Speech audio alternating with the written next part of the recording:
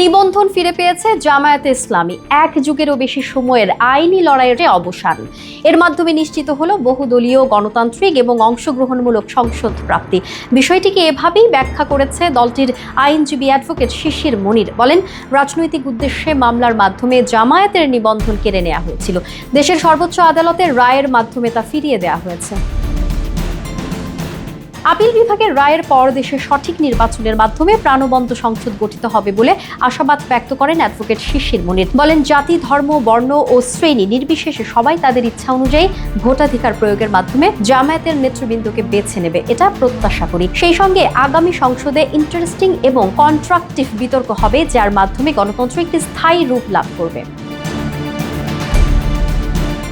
তিনি আরো বলেন, আজকে আপিল বিভাগ হাইকোর্টের যে রায় ছিল, এ রায় বাতিল ঘোষণা করেছেন। নির্বাচন কমিশনকে জামায়াতের নিবন্ধন এবং অন্য যেসব ইস্যু সংস্থাটির সামনে রয়েছে বা আসবে, সেগুলো দ্রুত নিষ্পত্তিরও নির্দেশ দিয়েছেন। এর মাধ্যমে জামায়াত তার নিবন্ধন ফিরে পেল এবং প্রতীকের ব্যাপারটিও নির্বাচন কমিশনের সামনে রেফার করা হলো অন্য ইস্যু হিসেবে।